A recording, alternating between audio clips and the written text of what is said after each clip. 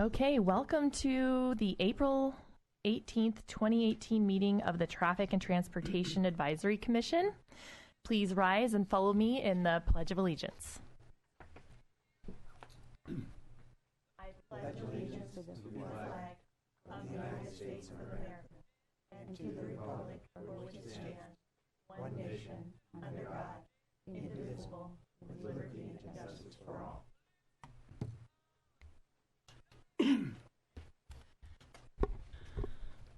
Okay, in tonight's meeting we will be supported by Ms. Marcelino. So Ms. Marcelino, please call the roll. Commissioner Engler. Here. Commissioner Reeder. Here. Chair Simpson. Here. Commissioner Lemo is currently not present. Vice Chair Gregory is absent. Okay, now for item 4, public comments. This is the time and place for public comments. A speaker card is available for those wishing to address the Traffic Commission regarding items on the agenda or on a subject within the city's jurisdiction. Speakers for a specific agenda item shall be called and heard during that specific item. All remarks should be addressed to the Traffic Commission as a whole, and all documents for the Commission and the official record should be presented to the recording secretary prior to speaking. Speakers are requested to state their name and community of residence for the record. Under state law, public comment matters may not be considered by the Traffic Commission unless listed on the agenda, but may be referred to the city engineer for administrative follow-up. As comments can only be recorded while speaking into the microphone, please refrain from addressing the commissioners unless you are at the podium.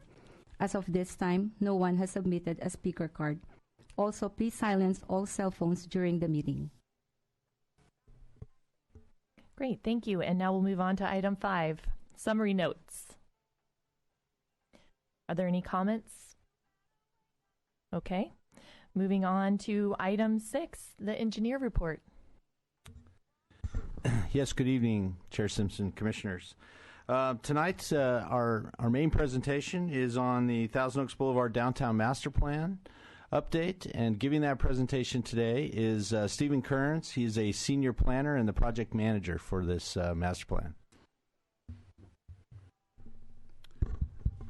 Good evening, Chair Simpson, members of the Commission. I'm very happy to be here tonight and give you this update on what's happening with our downtown master plan. A key component to the master plan, obviously, is going to be the streetscape and what happens within the right-of-way area, in addition to the land uses we're looking at as part of the development of the core. The reason I'm here this evening is, as a key stakeholder, we want the Traffic Commission's feedback and comments on the streetscape design, because the concept in front of you tonight is different than what's adopted by a Specific Plan 20, which is the document governing the Thousand Oaks Boulevard Specific Plan area. Just give you a brief background on how we got to where we are today. In February of 2017, City Council appointed Mayor Fox and Councilmember Adam to the Downtown Revitalization Committee. The purpose of that was to create some sort of a continuity between development within the core. The standards for the specific plan did not necessarily meet the ideals for the core area. Subsequent to that, City Council hired Ramey Associates to look at creating standards, a guiding document, if you will, for the downtown core. This document is being evaluated by several emphases. There's a economist, urban designers, architects, landscape architects, and of course traffic engineers. Shown here is essentially the area of the downtown core. The dashed red line is the extent of the core area. It runs from essentially Herbs Road to the west down to Canadian School Road to the east, with Thousand Oaks Boulevard dissecting it. Back to that. The downtown core area, it's essentially two specific plans. There's a specific plan for the Civic Arts Plaza, as well as a specific plan for the Thousand Oaks Boulevard. The streetscape design was adopted by the Thousand Oaks Boulevard specific plan, which contains two different cross sections for this area we're talking about this evening. The cross sections for the Civic Center is essentially from Dallas Drive to Canal School Road, and outside Canal School or outside Dallas Drive to the west Herbs Road is just the general Thousand Oaks Boulevard specific plan. And it's only a subtle difference, but I'll go over that with you in just a moment. In this cross section, which is the area outside the Civic Arts Center district, it's essentially 9 feet of parking on each side, 12-foot travel lanes, a 14-foot center turn lane with 10-foot sidewalks. To the front of the Civic Arts, in the Civic Arts District, the dimensions for the travel lanes, the parking, and the sidewalks are the same, but this does incorporate a median. So the 14-feet turn lane is now a median in this district.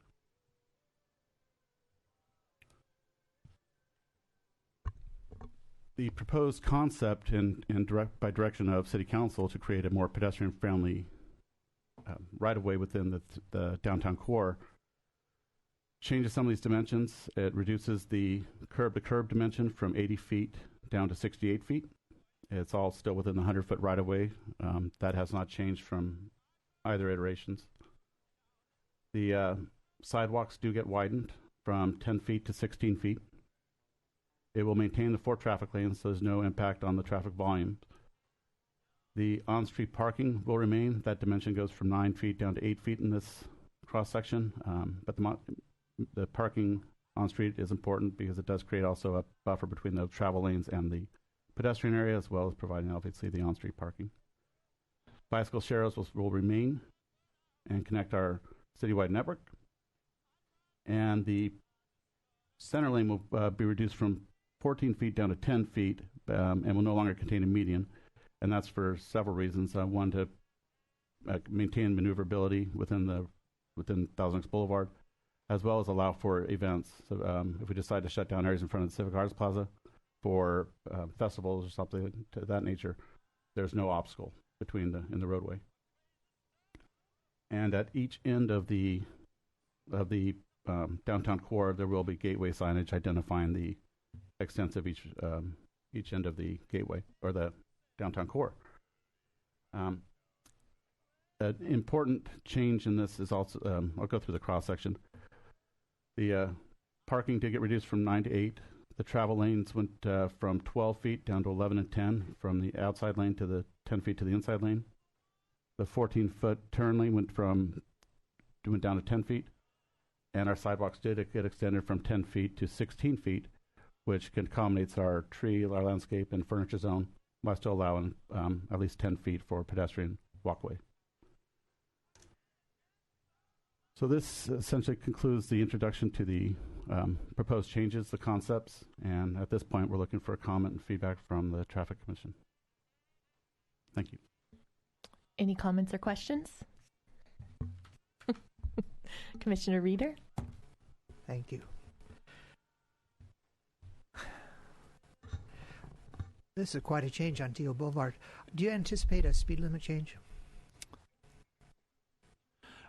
We expect that reducing lane widths and reducing roadway widths may result in a slight decrease in average speeds or 80th percentile. Well, you've got to measure the speed of the cars after the project's finished and then adjust the speed limit to be compatible with the 85 percentile. So that's why you can't answer that right now, right? That's correct. We won't change the speed limit, but we anticipate that the speed limit along this section of the boulevard the speed that which cars travel will be slightly slower. Okay. Have you looked at any other cities that have done this in the past that have similar traffic volumes and want to create a better environment for pedestrian traffic and retail? The consulting group has looked at several cities when they came up with this design. We actually took a field trip down to Pasadena to Colorado Street, which has the same 100-foot. That's pretty close, isn't it? Yeah. It's very close, yeah. And they have the 100 feet right-of-way width as well, and the wider sidewalks, no median. And that was one of our examples we did use when we were looking at this cross-section design. Do they allow street parking in Pasadena on Colorado Boulevard? They do in certain areas. They have sort of parklets that pop out, and then So that they encroach on the sidewalk area then to park cars. the sidewalks do decrease in those areas. Yeah.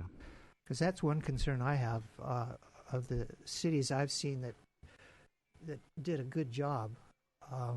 One is in Plano, Texas, a Frisco plan by the new Toyota building. Just an excellent job of getting people to have fun downtown. Santa Barbara might be another one where they've created a good retail walking environment.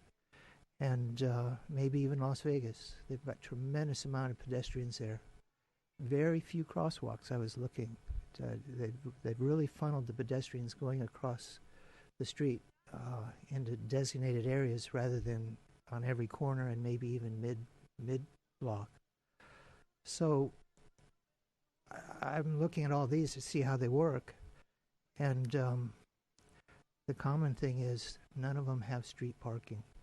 They've all taken the cars off the boulevard and put them either in parking structures or whatnot adjacent to the boulevard.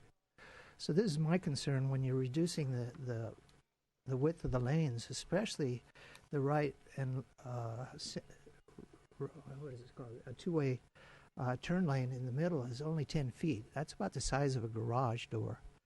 And I'm sure our drivers here would be able to negotiate moving over into the lane to turn left. But my concern with such a narrow lane is those coming out from a side street who then merge into that center lane to travel going the opposite directions on that. In other words, they're making a left turn, but not directly into traffic. They're pausing then in that center lane. Now, the attention of the driver will be cars coming up on them so that they can merge, and then they begin to go forward. And I don't think there's enough wiggle room. If a car's moving forward and you're looking in back and you get over into the other lane just a little bit, well, those cars could be coming at 30, 35 miles an hour at you. So this is a big compromise just for the sake of parking. And if you didn't have parking, you could have the wide sidewalks. Just as a response to that, the center turn lane is actually will be striped, so it's not a two-way center turn lane as you are kind of describing it. Well, it says two-way on the. Yeah, and part of that is, and that's still out there to be discussed. But part of it is that 10-foot is really to provide left turn pockets, so that at the intersections we can make our turns. And by the time we get done with that, there's not those left turn pockets. There's not going to be a lot of median left to do what you're describing. And in fact, we will likely discourage those left turns out of any driveways. All the streets that come out are signalized, so those are all be controlled. So the only left turns you're going to be talking about are out of driveways, and we are going to discourage those and probably request that those be put up right turn only out of those driveways. Because again, we really don't want people crossing out and jumping into that lane so that they can cross them. Essentially, they're going to be painted medians, but not raised medians. That's probably where we're going to end up on this. All right. Because of that concern, a little bit because of that concern. You share my concern then. And absolutely I do. And I also want to point out that initially we are proposing to continue to provide that striping on Thousand Oaks Boulevard for parking. The pavement width allows us in the future. This is just paint on the ground. So we'll have the opportunity as our needs change, as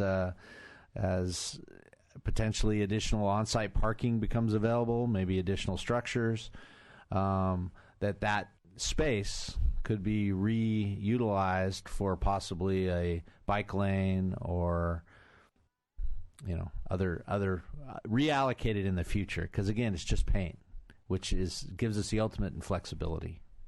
Good.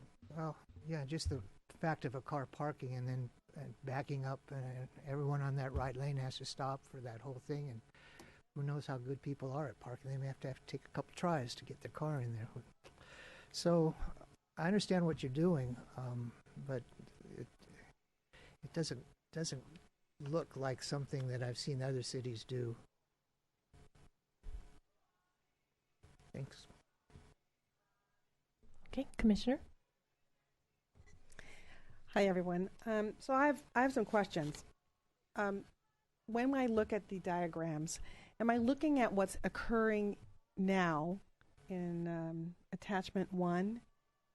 Or am I looking at different zones of Thousand Oaks Boulevard as proposed or existing? I mean, do I have different zones that we're treating differently?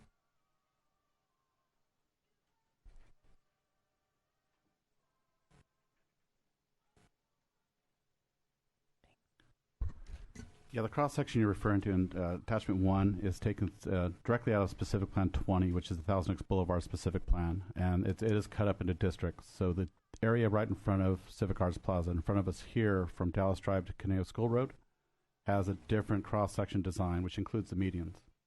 Outside of those areas, this is a cross-section in attachment 1, which would not contain the medians and would continue all the way down from basically from Dallas Drive all the way down to Caneo Road, behind just west of Moore Park Road, and outside Caneo School Road down to Duesenberg to the east. So where's the median stretch? The median stretches from Dallas Drive to Caneo School Road. And attachment A, is that what's presently planned? What is the hand-drawn? Is that the hand-drawn sketch? Is that what you're proposing versus what is on attachment A?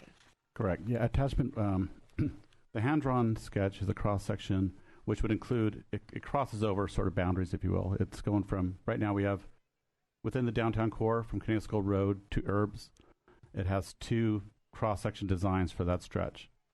And within that, this downtown core, we're looking to have one uniform design concept, which is the hand-drawn sketch you're referring to. Okay, that wasn't clear. So thank you for sharing that with me. All right, that's all I have for now. I'd like to see how it develops and the conversations that you're having and where you're making changes to your as you're developing. So I'm really glad you brought this to us. Are we going to be part of a hearing schedule for the public when you get closer to a design? Yeah, as this goes forward, this is really just establishing a concept, a guiding document for the downtown core area. If this document is endorsed by City Council, at that point, the technical changes to the specific plan documents would go through the public hearing process. There'll be notification, and all this will be vetted through the Planning Commission and City Council at that point. Mm-hmm. Thanks. Commissioner Reeder. Thank you. I had a question about the property setback as described in attachment 3. What will that be used for? That is actually, that would occur on the private property. It's a 10-foot easement within the stretch in front of the boulevard, or in the downtown core. There's a 10-foot easement required as new development comes through. So, for example, in front of the Lupe's development, there's a 10-foot easement from back of right-of-way onto the private property, which we have control, development rights over. That would typically be used for active pedestrian areas, outdoor dining, and that kind of activity. The sidewalk could be extended. The sidewalk could be extended another 4 Right feet up- if we want, right up or to the front. another number, yeah. Okay. And then, have you ever considered pedestrian islands? Since we're anticipating pedestrian traffic across 4 lanes of traffic, I've noticed that sometimes you have to allow the signal for the slowest walker to get across. But if you have an island, you can cycle a lot more frequently, and people can wait in the center then, and then move swiftly across. They do this in Las Vegas, I saw. So we went through different possible scenarios. That was one that was considered. And in order to have an island, you would either, in our particular case, you'd either have to have, again, wider street, pavement to pavement, or curb line to curb line, so that you make room for that island. Or what we try to do is reduce that distance. So again, we drop that distance from 80 feet to 68 feet. that was decided to be the best option rather than making the island in the middle, essentially accomplishing a similar thing. The idea is shortening that distance to shorten the walk time for pedestrians, and the desire was to create a street that felt a little narrower overall. So that was kind of the decision process and how we landed at this option. Thank you, Mr. Finley. Appreciate it.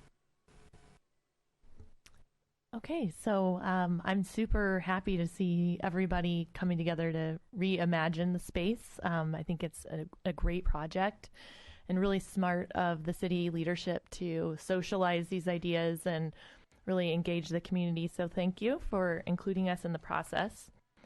One of the key things when I saw the draft was that was a concern to me was regarding bike lanes. And I see that, we have the sharrows along Thousand Oaks Boulevard currently, but by reducing the size, the dimensions of the lanes for auto traffic, what could the potential impact be to bicyclers on the stretches of road, through the main corridor? Actually, with narrower lanes, the tendency for those sharrows will actually probably work better because the tendency is going to be for the cyclist to take the lane. And the fact that vehicles are traveling slower will obviously probably help that occur. Again, it's not ideal. This is all about compromise and transition is the way we're looking at this project. And we really want to give ourselves the maximum amount of opportunities in the future as things develop with the Paseo and other things and parking and everything else to provide us lots of options in the future. So this is really a first step. Great, thanks. Another question, Commissioner Reeder? Thank you. I have a question for Sergeant Patterson. Mr. Finley just spoke about capturing a lane by a bicyclist. At what point does a bicyclist become an obstruction to traffic because of its speed? In a bike lane, it's not going. Is a sharrow a bike lane? It's not a class bike lane, but it is considered a partial bike lane, yes. So there wouldn't be a problem of a bike going 10 miles an hour.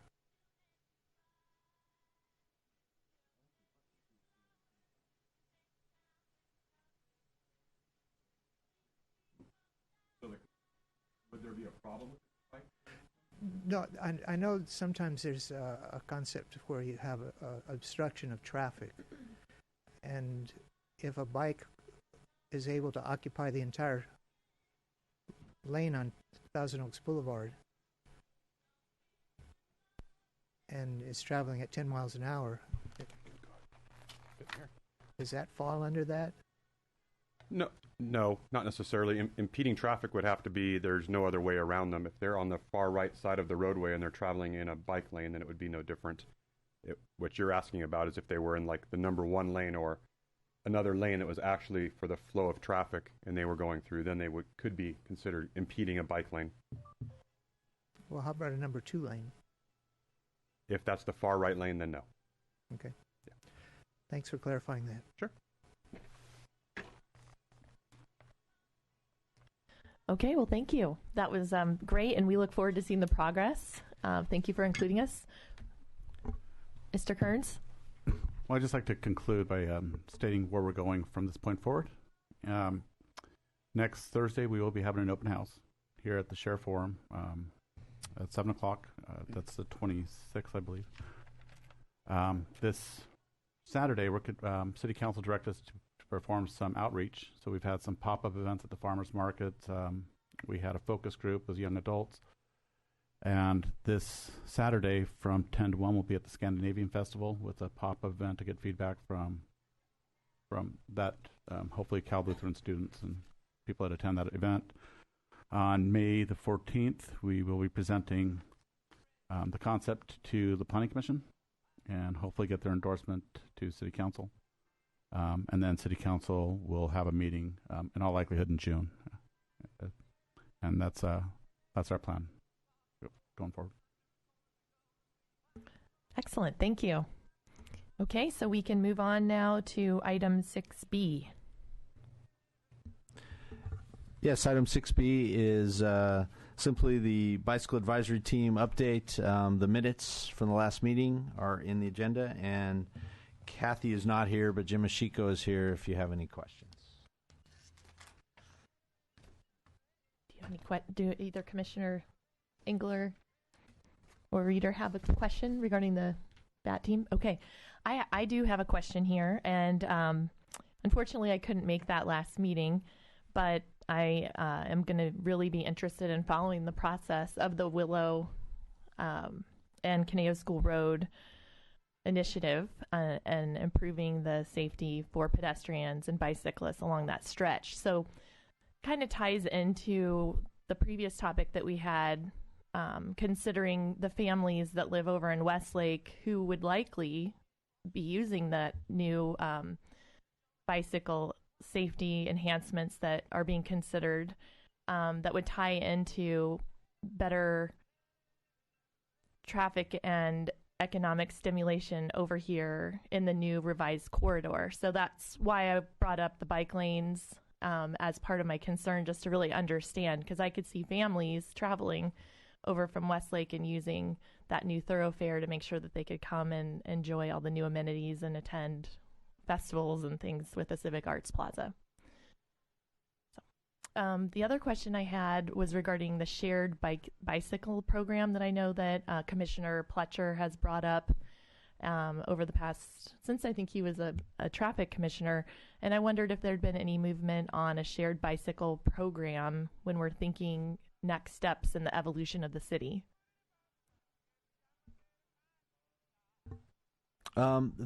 Those discussions are ongoing. We've had discussions with CLU. We are looking at what other cities are doing, and they are doing trial projects and looking at their successes and what they're learning from that. And at some point in time, we may consider moving forward with that. At this point in time, we have not, other than some preliminary work. We're sort of on a little bit of a wait and see mode.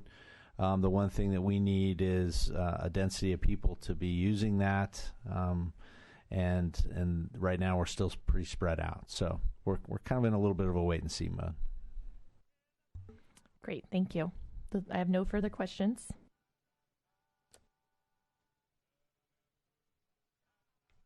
So moving on now to item 7, status report of the prior Traffic Commission recommendations. Okay, yes, thank you, Chair Simpson. This is basically a summary or just an update of the 8 new locations that we're looking to have flashing yellow arrows installed. This is an item that we started talking about last year as far as going to a second phase. Our first phase was very successful. 5 intersections had the flashing yellow arrows installed to replace protected left turn arrows. And there's a list here of all 8 locations that are in our new second phase. And just yesterday we had 2 locations activated. If you've driven through there or plan on driving through there, take a look. The first one is Ventu Park Road at Ramona Drive. Second location is just nearby Hillcrest Drive and Skyline. And then next week we'll have plans for 3 more activations. Thousand Oaks Boulevard at the lakes just right here. Herbs Road at Marview and El Monte, and Jan's Road at Page Lane in front of the library. So we think that these again will be very successful as the first phase of the project was, and we'll continue to monitor and then report back on the success of this program. Any questions from either commissioner? Okay, I'm going to take a moment here to congratulate my colleague, Commissioner Reader, for his great idea and taking initiative to bring an idea to life here in our community. So hang on just a second.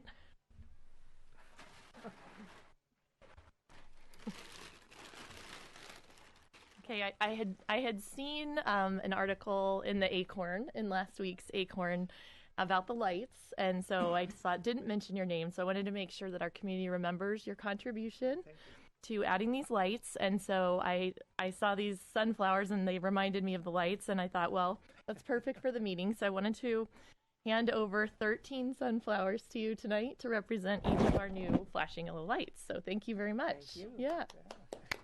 Something fun. Yes. Okay. So moving on to item 8.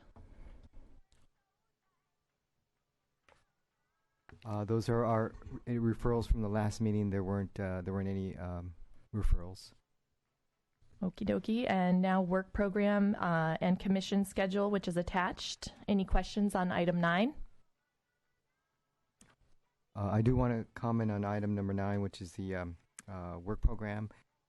You had Chair Simpson, you had a comment about the Willow Lane Canal School Road project. That is on our upcoming agenda, and we're looking at bringing that here to the commission in June. Excellent. Thank you. Okay, and moving on to item 10, our Traffic Commission comments and discussion. The best part of the meeting. Yeah. All right, Commissioner Reeder. Thank you. A few meetings ago, a member of our community said there was an unusual wait at the corner of Avenida de los Arboles and Westlake Boulevard. I think he may have mentioned up to a 10-15 minute wait. So I went out there and looked at that at 5:30, and it looked like it was flowing fairly well. But I did note that on the eastbound Arboles, the traffic waiting to turn left onto northbound Westlake Boulevard had a red arrow. And it seemed to me that the traffic coming out of the housing development is just a single lane. They have to go around a guardhouse. They're not traveling at a high speed. If that protected arrow was eliminated, it might speed up some of the traffic going through that intersection. So I asked my fellow commissioners if you wanted to maybe discuss that at some point in the future. Sure, we would definitely support that idea. Thank you. Mm-hmm. Commissioner Engler? Thank you, Chair. 2 things. I've noticed traveling on Avenida de los Arboles between Moore Park Road and 23 Freeway, where we had the traffic calming project. Going both directions afternoon time, I'm beginning to see long backups. I saw backups, so cars waiting to go through headed westbound, and they were extended probably 4 blocks to the east, maybe. It was surprising how many cars were waiting to go through at Moore Park Road. And I've also seen cars backing up as they're attempting to pick up around school time over, closer to the freeway where we removed the stop sign. And so cars are stopped and waiting, but it's really backing up. So I'm just curious if we need to go back and look at that and see if there's heavy times where we're not, we're not doing the right thing where we did. I love that traffic calming. I just want to be sure we're keeping an eye on that. My other observation is, I've seen a lot of the electronic signs, suggesting that there's going to be, announcing the work road repairs that are going to be underway. Could you guys touch base a little bit about that for the benefit of the viewing public? Like what's planned that's being advertised?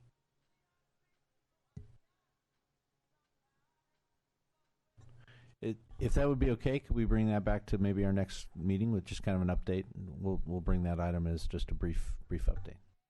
Absolutely, thanks. We're going to be paving. We're going to be touching 50 some miles of streets in the city of Thousand Oaks. So lots of impacts for a short period of time, and hopefully only over the summer. As long as we can touch base, hopefully we don't have a small showing next month, that we can actually have this, because I think it'd be important for people to know what the plan is, and that it's well thought out, because I know you guys work really hard to communicate to the public. in advance of what they're dealing with. So, thanks. Commissioner Reeder. Thank you, Jerry. Just one. You guys do a great job. I look at these signs that you're going to be repaving and road work, and I'm looking at the road compared to some other cities that will remain unmentioned. They wish they had the road that we need to repair here. So congratulations. All of us residents really appreciate it. Thanks for staying on top of it. Anything else from you? Okay. So I have a question about the potential of including the Westlake Sidewalk project on our next meeting agenda for an update. That would be wonderful. I've been seeing a lot of construction starting to happen, and I know there's been some community outreach, but it would be great to understand that project timelines along Westlake Boulevard. And the other thing that I wanted to make sure that we took time tonight to is recognizing our good friend and excellent support, Dominga Zambrano. This was her last meeting here to serve our traffic commission as the recording secretary. And Miss Zambrano, I'm super excited to announce, has accepted a promotion as a recording secretary in the city clerk department. She'll be beginning her new assignment on Monday, the 23rd of April, and now will be supported by Esther Marcelino, who was recently promoted to Senior Administrative Secretary and will assume the duties as the new recording secretary for the Traffic Commission. So nothing like great news. I love to hear about promotions, and I wanted to share just a little bit more about Ms. Zambrano before moving on. Ms. Zambrano began serving as the recording secretary for the Traffic Commission in January of 2013. She's had multiple positions in the city, originally joining the city in 2004 as an administrative clerk in the Public Works Department. Ms. Zambrano has also served as an accounting and customer service representative in the Public Services Division, and then made her way back to the DPW as an administrative secretary and accounting specialist. In her new role, Ms. Zambrano will be the main contact for City Council agenda items, bringing with her extensive knowledge of staff report processing, agenda workflow, and Granicus meeting management. I had to look up Granicus because that was a new term for me, even as chair of the Traffic Commission. So for those of you who are not familiar with Granicus, it's an IT solution that helps government agencies better communicate, improve meeting planning, and with the ultimate goal of boosting citizen engagement. So our city is doing a wonderful job using the current technologies. In addition, Ms. Zambrano will be responsible for a wide range of other duties, such as bid scheduling and noticing, municipal code coordination, legal notices, and contract processing. So our friend Dominga has a great attitude and enthusiasm for learning new duties, and we all know she looks forward to attending the City Council meetings moving forward. So thank you, and at this time I wanted to share a card from our commission as well as some sunflowers to recognize you for your hard work.